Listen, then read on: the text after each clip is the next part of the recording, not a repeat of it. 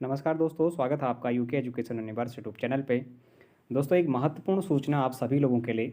विगत काफ़ी समय से उत्तराखंड बेरोजगार संघ के आंदोलन के उपरांत राज्य सरकार ने आज जो मामला है उसको एक बार फिर से अपने इस बैठक के माध्यम से आप लोगों तक पहुंचाने का कार्य किया है।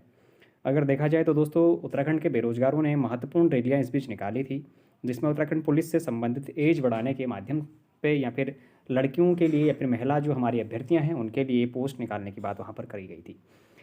लगातार आंदोलन के चलते बेरोजगार युवाओं को सफलता अभी तक भी नहीं मिल पाई। सभी अभ्यर्थी जो हैं वो 21 नवंबर का इंतज़ार कर रहे थे और वो इंतज़ार उनका किस तरीके से टूटता है उसको आज ज़रूर देखना पड़ेगा। अगर दोस्तों आप उत्तराखंड पुलिस कांस्टेबल भर्ती की तैयारी कर रहे हैं तो आप लोगों के लिए एक विशेष सूचना है। हमारे यूट्यूब चैनल पे उत्तराखंड की एक सीरीज चल रही है जो कि 2024 की परीक्षावाणी ऑनलाइनर संक्षिप्त अवलोकन सीरीज के माध्यम से हम उसको खत्म करने का प्रयास कर रहे हैं। आप लोग उस चैनल से जुड़ के, उस प्लेलिस्ट से जुड़ के उन सभी वीडियोज़ को देख सकते हैं। साथ ही हिंदी की राजपाल सिंह सीरीज हमने खत्म कर दी गई है, जिस पे अगर आप लोग उत्तराखंड पुलिस दरोगा का एग्ज़ाम देने वाले हैं तो आप लोगों के लिए महत्वपूर्ण बुक वहाँ से रहने वाली है। तो आप लोग वहाँ से जुड़ सकते हैं। दोनों ही प्लेलिस्ट का लिंक मैं वीडियो के डिस्क्रिप्शन बॉक्स पर डाल दूँगा, आप लोग जाके वहाँ से भी जुड़ सकते हैं। दोस्तों, आज की जो न्यूज़ है वो उत्तराखंड सरकार को लेके है, यानी कि पुलिस भर्ती परीक्षा में आयु सीमा बढ़ने के माध्यम में जो बातें उत्तराखंड सरकार के द्वारा कही गई है उन्हीं पर हम आज चर्चा करने वाले हैं। तो सबसे बड़ी बात तो ये है कि आज की अगर हम बात करें तो कांस्टेबल भर्ती में आयु सीमा में छूट मिलना मुश्किल। कहने का मतलब ये है कि दोस्तों, जो 21 नवंबर तक जो अभ्यर्थी चाह रहे थे कि 18 से 28 वर्ष जो एज करी जाए वो आपकी नहीं होने वाली है। पूर्ववत जो आपको आयु सीमा दी गई थी उसी के माध्यम से आपकी जो भर्ती परीक्षा है वो करवाई जाएगी। और दूसरी बात का आप विशेष ध्यान रखें, अगर आपको फरवरी में फिजिकल की डेट दी गई है, शारीरिक दक्षता परीक्षा की डेट अगर आप लोगों को दी गई है तो आप लोग विशेष ध्यान रखेंगे कि आप लोगों को इसी बीच आपकी शारीरिक दक्षता परीक्षा होनी है, अन्यथा आगे डेट बढ़ने की कोई आशंका अभी तक नहीं जताई गई है। तो दोस्तों, अगर बात करें तो इस पे राज्य सरकार का क्या कहना है, क्या अभी भी इसमें छूट मिल सकती है, क्या अभी भी इसमें डेट बढ़ सकती है, उन सभी चीज़ों पर अगर बात करें तो सबसे पहले का अगर मैं नोट देखना चाहूँ जिस पे सुप्रीम कोर्ट के माध्यम से कुछ फैसलों के अनुसार जो विज्ञप्ति के प्रसारण की चीज़ें इसमें बताई गई हैं, तो देखिएगा, आयु सीमा बढ़ाने की संभावनाओं का परीक्षण कराएगी सरकार। अब संभावना का परीक्षण कराएगी सरकार कह रहा है। सुप्रीम कोर्ट के फैसले के अनुसार विज्ञप्ति के बाद संशोधन नहीं कर सकेंगे।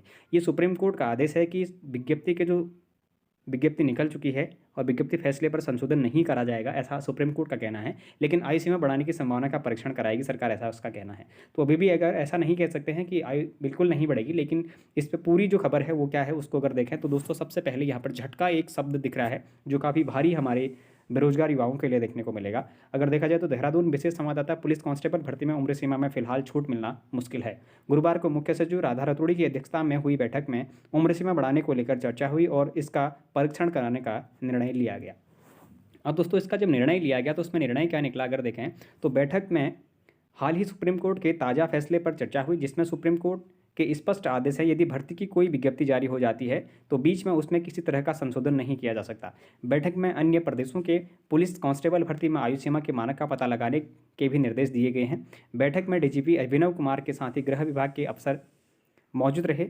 विदित है कि अधीनस्थ कर्मचारी चयन आयोग ने पुलिस कांस्टेबल के लिए आवेदन मांगे हैं। अब दोस्तों, कांस्टेबल के लिए आवेदन जो मांगे हैं उसमें अभी तक तो बढ़ने की कोई आशंकाएं हमें देखने को नहीं मिली हैं और कहीं ना कहीं सुप्रीम कोर्ट के जो अनुसार संशोधन करना इसमें मुश्किल बताया गया है।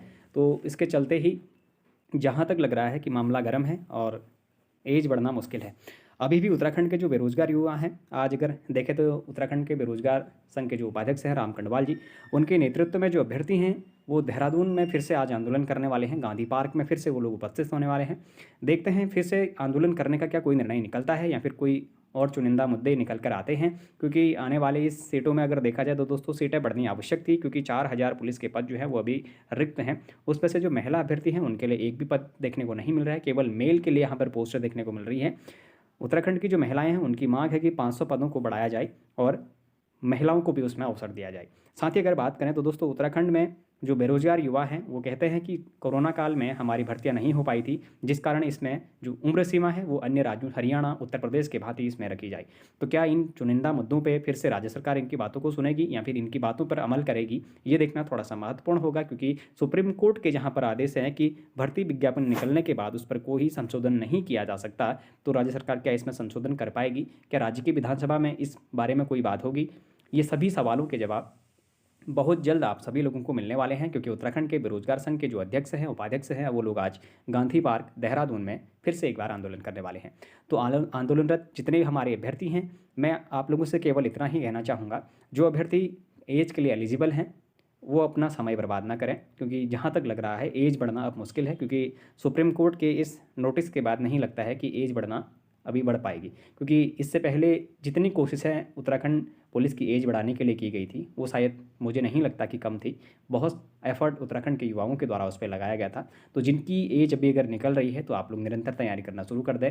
बाकी जिनकी एज नहीं है तो अन्य भर्तियाँ हमारी निकली हुई हैं, आप लोग उसकी तैयारी करना जारी रखें। मैं यही कहना चाहूँगा आपको सांत्वना देने के लिए।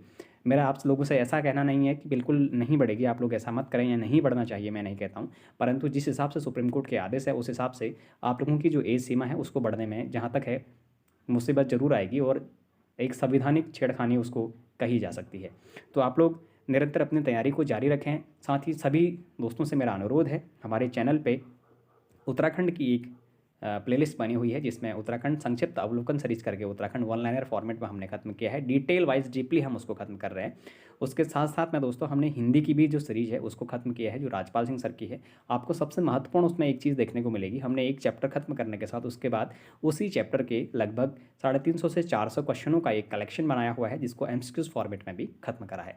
तो आप लोग उन दोनों ही प्लेलिस्ट में जरूर जुड़े। दोनों ही चैनलों के प्लेलिस्ट में आपके डिस्क्रिप्शन बॉक्स में डालूंगा, आप लोग जाके वहाँ से भी उनसे जुड़ सकते हैं। तो दोस्तों ये खबर आज आप लोगों के लिए ये झटका देने वाली खबर ज़रूर है, लेकिन जो सत्य है वही आप लोगों के सामने रखा गया है। उम्मीद करते हैं आप लोगों को ये न्यूज़ पसंद आई हुई हो, और साथ ही हमारे चैनल से जुड़ने के लिए हमारे चैनल को सब्सक्राइब करें, वीडियो को लाइक करें, कमेंट करें और बने रहिएगा UK education universe YouTube channel के साथ। धन्यवाद।